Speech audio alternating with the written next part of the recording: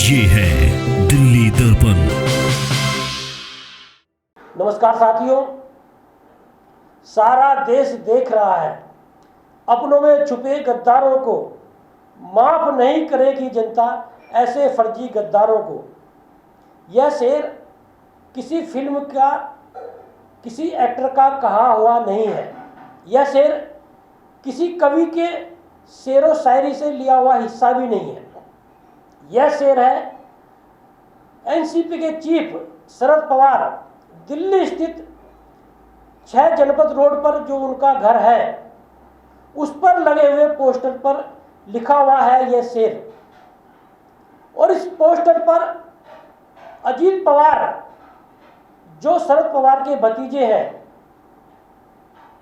उन्हें कटप्पा के रूप में दिखाया गया है।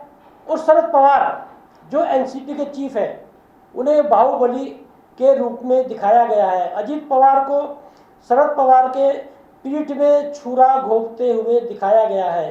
यह पोस्टर है बाहुबली फिल्म का, और जिसमें अजीत पवार और शरद पवार को दिखाया गया है।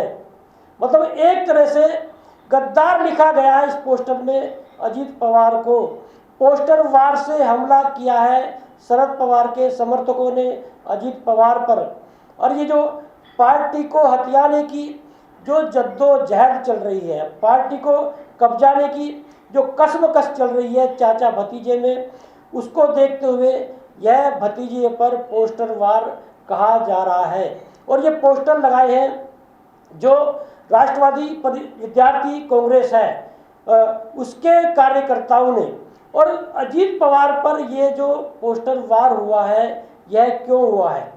अजीत पवार ने शरद पवार से बगावत करके शिंदे सरकार में शामिल हो गए हैं, उप मुख्यमंत्री पद की शपथ ले ली है, और 8 विधायकों को और मंत्री पद की शपथ भी दिलवा दी गई है। और कल जो शक्ति प्रदर्शन हुआ चाचा भतीजे के बीच में, भतीजे अजीत पवार के पाले में 32 विधायक देखे गए और शरद पवार के पाले में 18 विधायक देखे गए। अजीत पवार का दावा है कि 42 विधायक उनके साथ में है।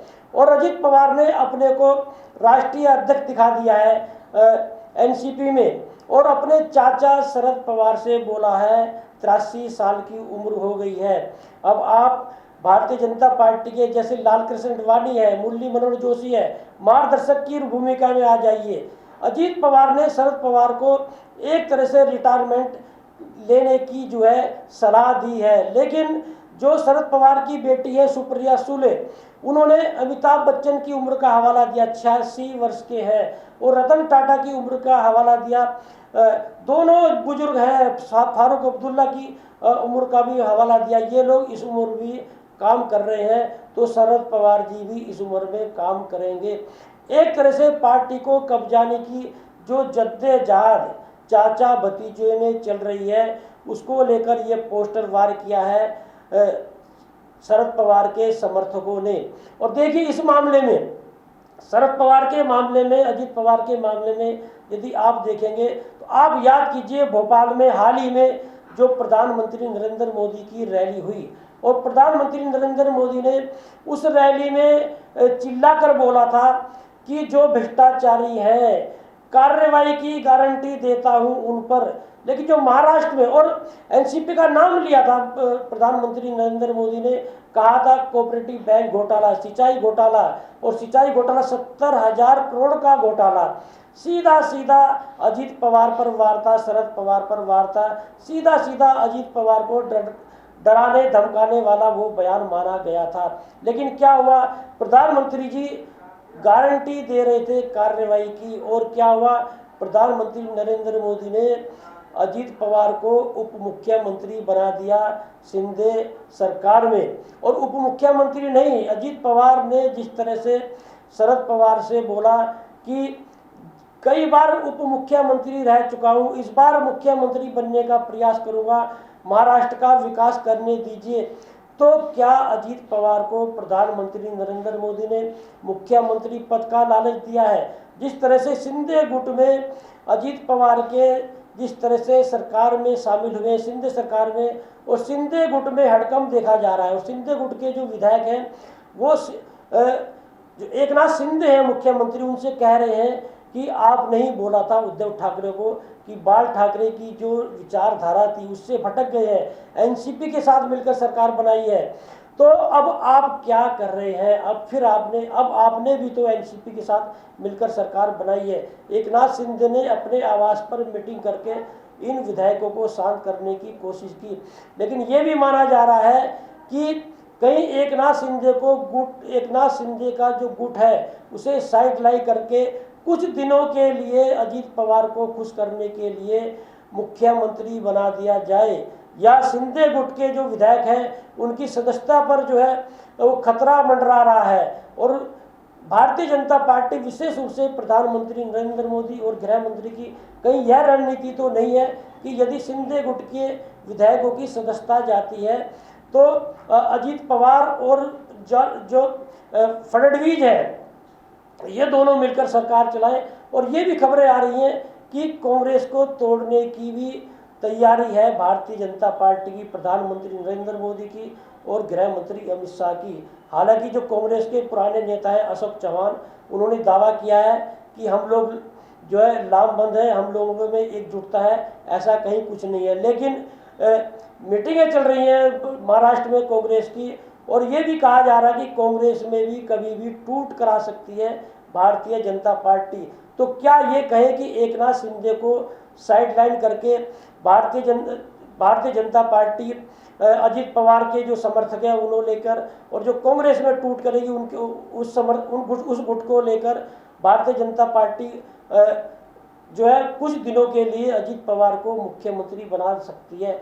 ऐसे में बड़ा दावा ये भी किया जा रहा है कि जो शरद पवार हैं उनके बारे में लोग ये भी बोल रहे हैं कि जैसे पश्चिमी बंगाल में गत दिनों ममता बनर्जी ने किया मुकुल राय को भारतीय जनता पार्टी में भेजकर, और उन पर जो आरोप थे ममता बनर्जी की पार्टी के जो नेता थे, और वो लोग जब उन आरोपों से बाहर आ गए फिर से वो टीएमसी में चले गए, ममता बनर्जी के पाले में चले गए।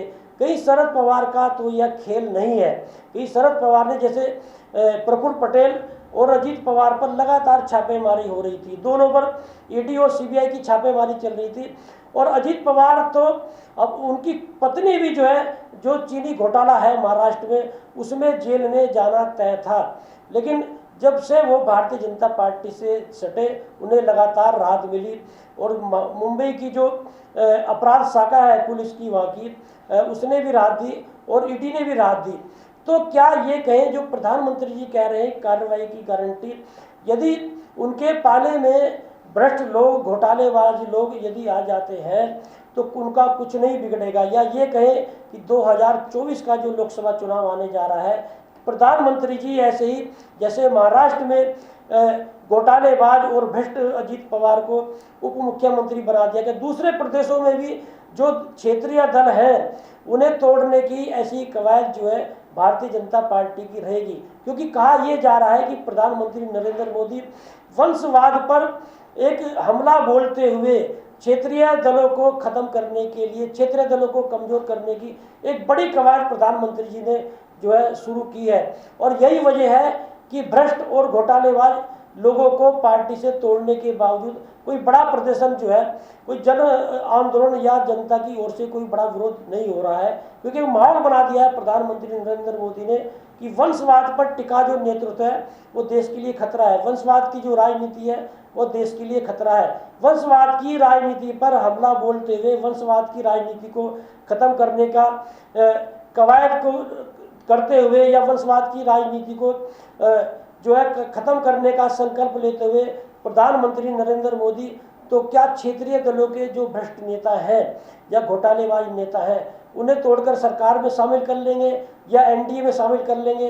तो ऐसे में प्रश्न ये उठेगा कि प्रधानमंत्री नरेंद्र मोदी जो भ्रष्टाचार के खिलाफ अभियान की बात करते हैं, भ्रष्टाचार के खिलाफ जो लड़ाई लड़ने की बात करते हैं, भ्रष्टाचारियों पर जो कार्रवाई गारंटी की बात करते हैं, तो क्या प्रधानमंत्री जी की ये गारंटी है कार्रवाई की कि जो नेता उनके डराने धमकाने में उनके पाले में आ जाएगा, ईडी से सीबीआई से डरकर उनके पाले में आ जाएगा, उसका कुछ नहीं बिगड़ेगा, और जो नेता उनके डराने धमकाने में नहीं आएगा वो सीधा जेल जाएगा। अब देखना ये है कि ये जो कवायद प्रधानमंत्री नरेंद्र मोदी ने महाराष्ट्र से शुरू की है, ये किन किन प्रदेशों में पहुंचती है और क्या क्या गुण प्रधानमंत्री की ये कवायद जो है खिलाती है।